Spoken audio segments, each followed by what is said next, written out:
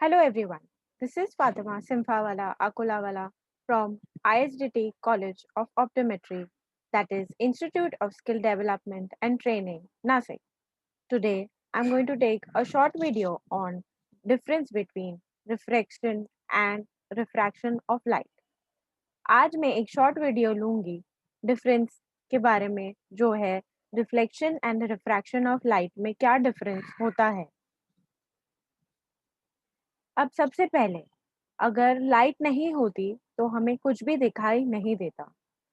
किसी चीज के ऊपर लाइट गिरना बहुत ज्यादा जरूरी है, तभी हमें वो ऑब्जेक्ट या वो चीज दिखाई देगी। दो तरीके के ऑब्जेक्ट्स हमारे दुनिया में है, लूमिनस ऑब्जेक्ट और सेल्फ इल्यूमिनेंट ऑब्जेक्ट। लूमिनस ऑब्जेक्ट का क्या मतलब है कि वो खुद की लाइट जनरेट करता है, जो है सन।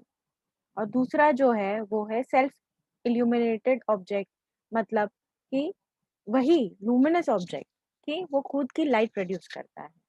ठीक है, और दूसरे टाइप का जो ऑब्जेक्ट है वो है नॉन लूमिनस ऑब्जेक्ट, जो खुद की लाइट प्रोड्यूस नहीं कर सकता। तो हमें वो ऑब्जेक्ट तभी दिखाई देता है जब बाहर की कोई सोर्स ऑफ लाइट उसके ऊपर गिरती है। ठीक है, तो ये आप देख रहे हैं कि ये आपका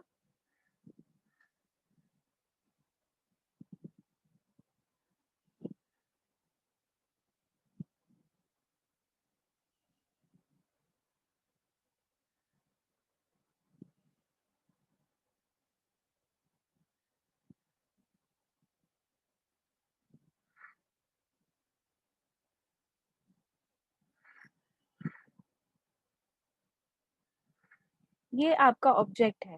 ठीक है, यहाँ से जो लाइट रे ये रिफ्लेक्टिंग सरफेस के ऊपर गिरती है, इसको हम बोलते हैं इंसिडेंट रे। और जो लाइट ये सरफेस से आग तक हमारे पहुंचती है, उसको बोलते हैं हम रिफ्लेक्टेड रे। ठीक है, जब ये दोनों दोनों इंसिडेंट रे और रिफ्लेक्टेड रे और आपका नॉर्मल एक ही प्लेन में होता है। ठीक है, और ये आपका जो एंगल ऑफ इंसिडेंस है, ठीक है, जो इंसिडेंट रे और नॉर्मल के बीच में होता है, और नॉर्मल और रिफ्लेक्टेड रे के बीच में जो एंगल ऑफ रिफ्लेक्शन होता है, वो जब दोनों इक्वल होते हैं तब ये एक लॉ हो जाता है रिफ्लेक्शन का। ठीक है, जो हम देखेंगे नेक्स्ट स्लाइड में।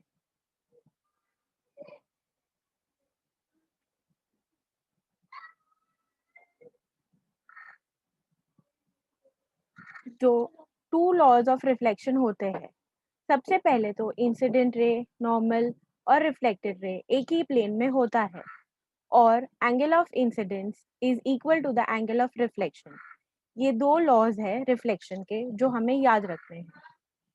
ठीक है, अभी जब ये गोस्ट इमेजेस फॉर्म होती है रिफ्लेक्शन के कारण, सबसे पहला क्या गोस्ट इमेज फॉर्म होता है कि जब लाइट एक लेंस के ऊपर गिरती है और वो टोटली इंटरनल रिफ्लेक्शन होके आँख के ऊपर गिरती है, तो उसके सबसे पहले हो जाता है गोस्ट नंबर 1 का इमेज। फिर दूसरा जो है वो सेकंड सरफेस से जाके आँख के ऊपर गिरने की वजह से होता है। तीसरा जो है वो है कि पहले और दूसरे सरफेस से अंदर गिरते हुए अंदर की तरफ जाता है, तब होता है तीसरा।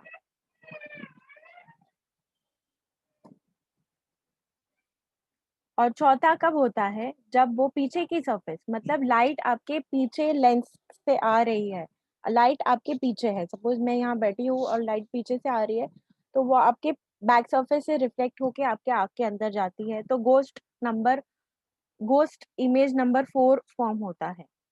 उसके बाद जो है वो है गोस्ट इमेज नंबर 5। ठीक है, वो लाइट आपके फ्रंट सरफेस, वैसे ही लाइट अभी पीछे की तरफ है और ये लाइट आपके फ्रंट सरफेस से गिर के वापस आँख के अंदर आ रही है, तो उसको हम बोलते हैं गोस्ट इमेज नंबर 5। ठीक है, तो गोस्ट इमेज नंबर 1, 2 और 3 में लाइट सोर्स लेंस के आगे होता है, और 4 एंड 5 में लेंस के पीछे होता है। ठीक है, तो ये रिफ्लेक्शंस अवॉइड करने के लिए हम यूज करते हैं एंटी रिफ्लेक्शन कोट लेंस के अंदर। अब हम जाते हैं रिफ्रैक्शन ऑफ लाइट के ऊपर। रिफ्रैक्शन ऑफ लाइट कब होता है, जब कोई लाइट एक मीडियम से दूसरे मीडियम में ट्रैवल करता है तो उसका पाथ ऑफ लाइट जो है वो चेंज हो जाता है। वो क्यों होता है? क्योंकि जो आपका रिफ्रैक्टिव इंडेक्स है दोनों मीडियम का वो चेंज हो जाता है। तो ये जब लाइट रेज़ एक मीडियम से दूसरे मीडियम के ऊपर पास होती है, तब इस पाथ को हम बोलते हैं रिफ्रैक्शन ऑफ लाइट, ठीक है? ये रिस्पॉन्सिबल है इमेज फॉर्मेशन में लेंसेज़ के अंदर, ठीक है? तो जो भी आपका लाइट ट्रांसपेरेंट मीडियम से गुज़रता है, उसके अंदर रिफ्रैक्शन ऑफ लाइट होता है।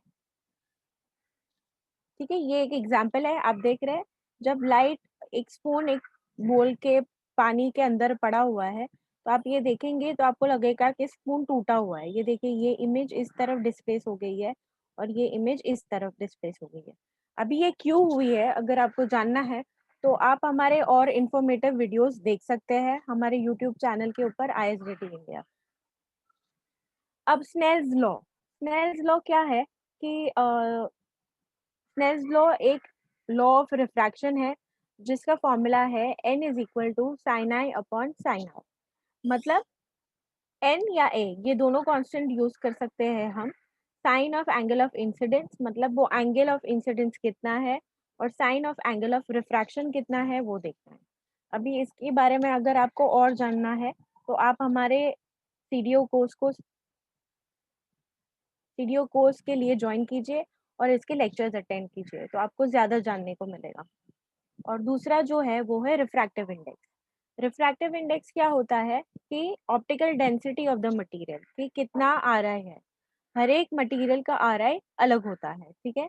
तो आप देखेंगे आर आई जो अपना प्लास्टिक का है CR39 का, वो 1.49 है, ठीक है?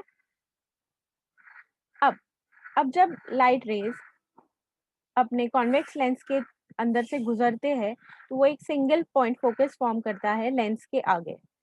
वैसे ही अगर कॉन्केव लेंस में लाइट रेज गिर रही है तो वो एक इमेज फॉर्म करता है लेंस के पीछे, ठीक है? ये सभी तरह के कन्वर्जिंग लेंसेज है जो है बाइकन्वेक्स, प्लेनो और मेनिस्कस लेंस।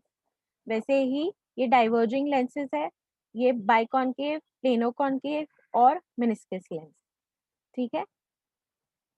Thank you. अगर आपको और इन्फॉर्मेटिव वीडियोस और हमारे लेक्चर्स के बारे में जानना है तो आप हमें कांटेक्ट भी कर सकते हैं। आप नंबर आपके स्क्रीन के ऊपर है, और हमारे यूट्यूब चैनल ISDT इंडिया को लाइक कीजिए, फॉलो कीजिए और शेयर कीजिए। Thank you, good day.